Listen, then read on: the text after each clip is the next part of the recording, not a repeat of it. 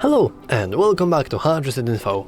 In this video, I will show you how to fix your touchscreen not being responsive on Samsung Galaxy Tab S10 Lite. Let's begin!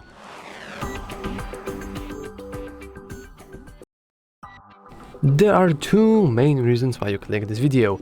Either A, you have installed a new screen protector and your touchscreen is not responsive as it was before, or B, your tablet froze to death and you can't do anything even though no matter how hard you click. So let's just begin one by one. Luckily, the A issue is incredibly easy to fix. First of all, let's head into settings. Let's scroll down into display and now let's keep scrolling until we'll see touch sensitivity, and you just want to simply enable it, and now you should have an increased touch sensitivity, which is perfect for some nice screen protectors. But now for the most important part, the B issue with your touchscreen being frozen. Well, of course I can't tell you to expand the control center and reboot your device through here, because you can't click that, that's just stupid. Instead, no matter what you are seeing on your screen, you should be able to make a very simple shortcut.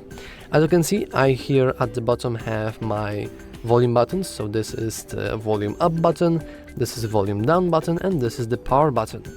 What you want to do is you want to start pressing power button and volume down button at the same time, so I just failed, let me fix that, at the same time, so just like that. Now the power menu for me appears. If you have frozen touch screen, you probably don't see anything, but you want to ignore it and keep pressing it. And once you see a Samsung logo, you can release both fingers, and now you have successfully soft reset. I don't think it actually has a past tense reset. No, that sounds stupid. Congratulations, you have successfully rebooted your phone. Well, actually it's not phone, it's tablet, but you have successfully made a nice soft reset to it, and it should help you resolve the touchscreen not being responsive issue. Hopefully.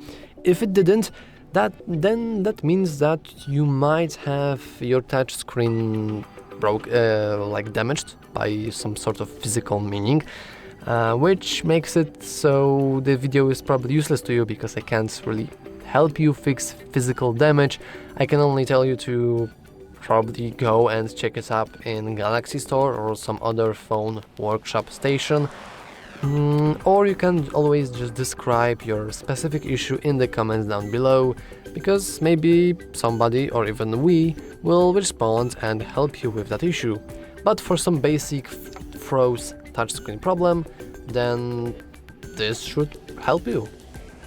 And if it did, remember to like and subscribe, and as always, thanks for watching.